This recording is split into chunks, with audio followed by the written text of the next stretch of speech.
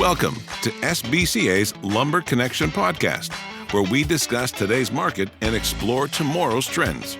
Here's our host, Molly Butts. Hello and welcome to Lumber Connection. It's the week of April 28th, 2025, and I'm back in the studio with my regular experts, Justin Binning and Ken Timmins. Justin and Ken are from American International Forest Products, or AIFP. Welcome to the podcast, gentlemen. Hey there, Molly. Thanks, Molly. Hey, guys. Good to have you. You know, we've had a couple of episodes of some tariff talk, and I'm pleased to say we're going to break away from that a little bit today and kind of get back to the usual discussion. So let's just start off with, what's sort of been happening with the lumber market for the last couple of weeks.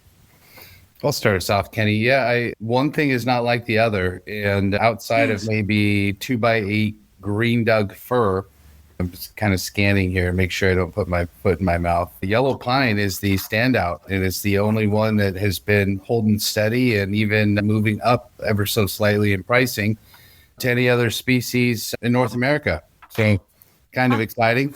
With that said, it does feel like some change could be in the air here, just simply from a fact of the amount of lumber that's been sold over the past 8+ weeks. Does feel like we could enter a bit of a digestion period over the coming weeks. So feels like the coffers got filled up here, and most folks are feeling pretty good on their inventory levels. With that said, the person needing that prompt load, which I will mention again, is 5 to 10 days for shipment in most cases right now to the U.S. South. Those are still out there. So the trade is still taking place every day. It just feels like there's been a slight shift and the tone has quieted just a bit. So starting to see some buildups, 2x6, some 2x8 that's starting to get a little bit stagnant. I would say 2x10 is cooled off as well. 2x4 still seems to be the standout really through all zones, much tighter on the west side in number 2 and in the upper grades in number 1. And then I feel like the central and east side zones, a little better availability there. But, again, 2x4 seems to be the standout. Low grade on the number 3 and number 4 seems to be coming more readily available. Your MSR, your stress grades in the narrows, moderate, I would say. We can source it. Some mills have it, some don't. But bottom line is rail, car, or truckload. There definitely seems to be some offerings out there. Wides are a bit hit and miss in the upper grades and in the MSR.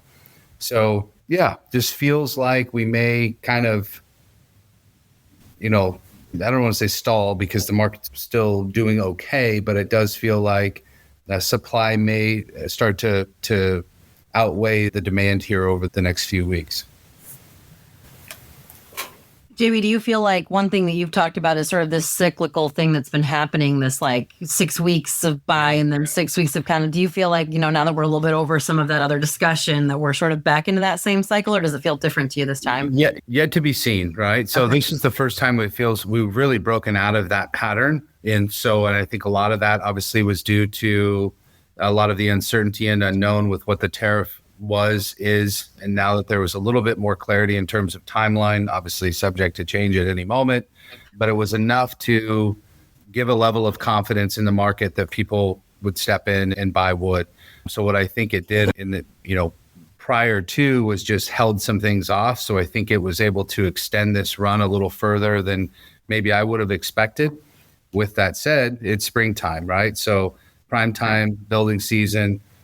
We've been hampered this first quarter by a lot of weather across all of the U.S., but certainly the U.S. South.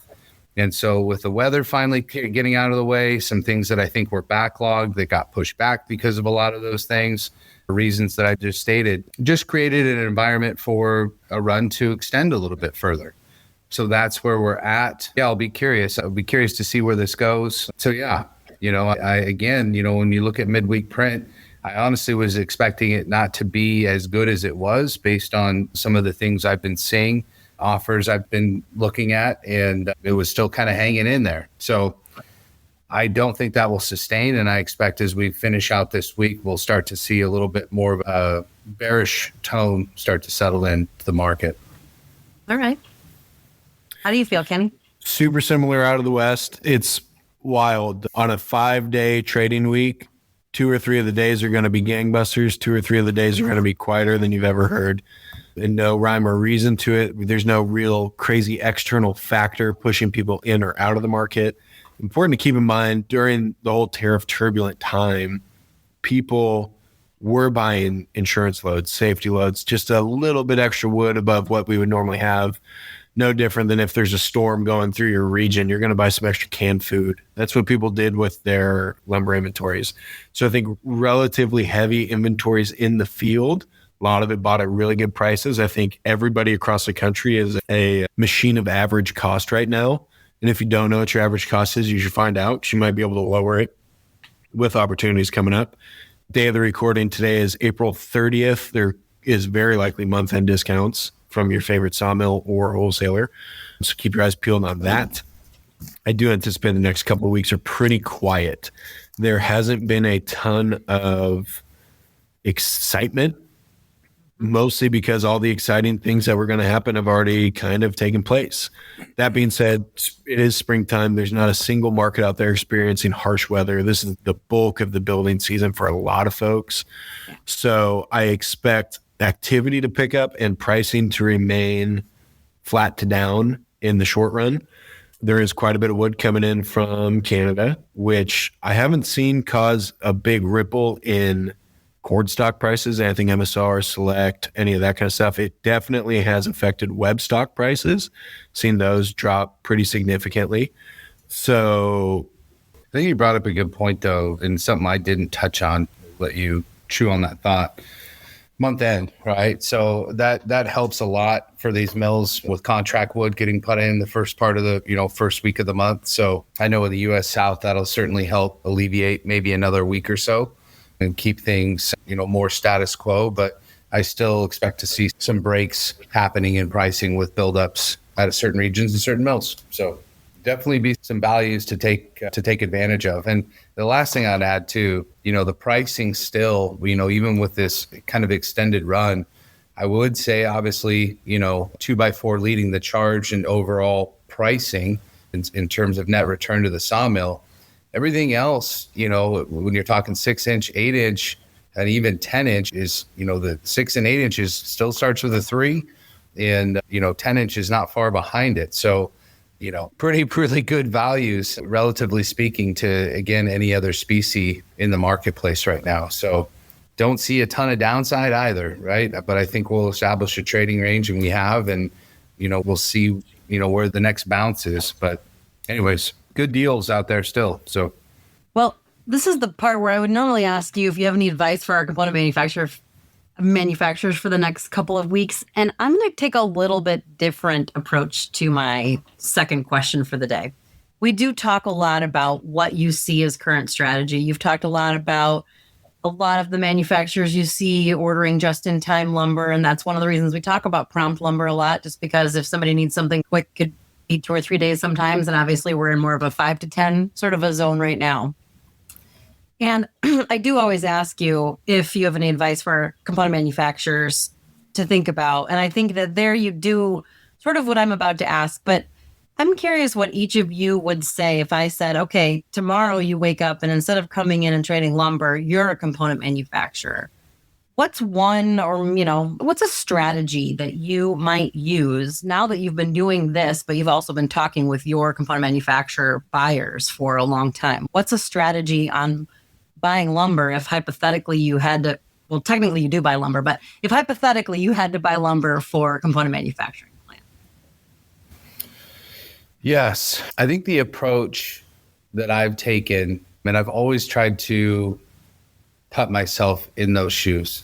That's the approach I've taken to selling lumber, and the goal that I have with every customer that I deal with.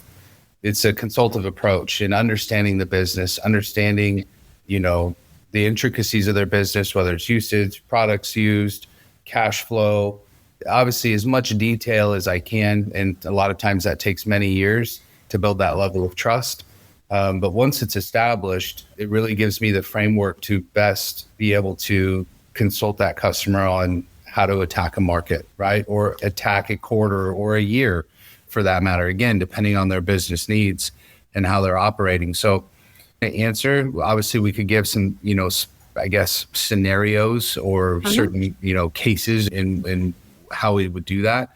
But I guess my best advice was find that person, right? Find that person that you can build that level of trust, sincerity, transparency with, to help with that guidance and how to optimize your purchasing for your business.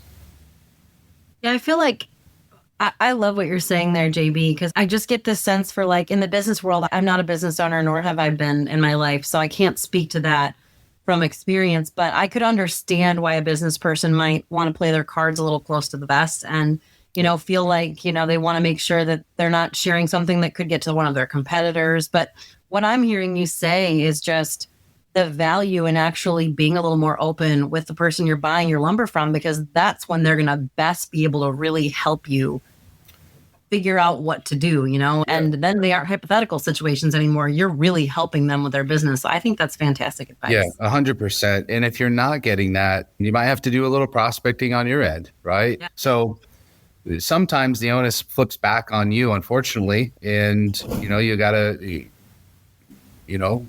either use some resources, ask a buddy, or, if they've got somebody that they really like, they're utilizing. But, find that person that says, they want to be a part of their business. They want you to think it's like, you go out and make trusses, build components. I'm going to be in the office managing lumber, right? And managing more of a partnership. Yep, exactly. I want my customers to think I got a desk in the back room, right? You can call me anytime, Saturday, Sunday. If it's 2 a.m, I may not answer because I'm sleeping, but I will call you back at 8. So anyways. I actually really like that take. I went on the road last week visiting component manufacturers up and down Oregon, where we're from.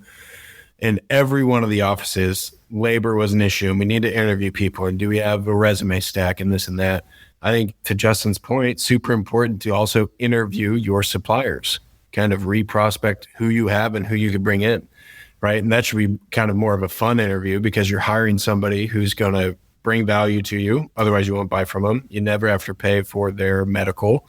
They don't have to eat pork chops at your Christmas dinner. They're, an extension of your business that's essentially free, which is really nice.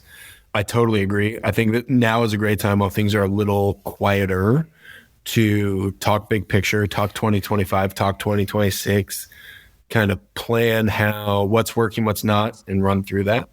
And then just keep it tagging. I think if you're a component manufacturer or leader of a business or a designer or buyer or whatever you are, and you're thinking, wow, things are slow, things are quiet, don't get down on yourself. Everybody's feeling it. There are people out there who make a professional living consulting well. And if, let's say, you're someone in the wholesale sphere who's been doing it 10 years plus, it's because you're doing a good job for a lot of people. Really tough to survive for a long time in this business without bringing value to folks. So I would just encourage people to think about that, interview some new people. Maybe you don't use them all the time, but they're on deck or in the hole, and just have that quiver filled. I think that's an excellent way for us to wrap up our episode for this week. Justin, Ken, thank you so much for your continued expertise and enthusiasm. As always, I've enjoyed our time together, albeit brief, and I look forward to the next installment of Lumber Connection. Thanks, Molly. Thanks, guys. This has been a Lumber Connection podcast by SBCA. If you have a question you'd like a guest to answer on a future podcast, send it to podcast@sbcacomponents.com.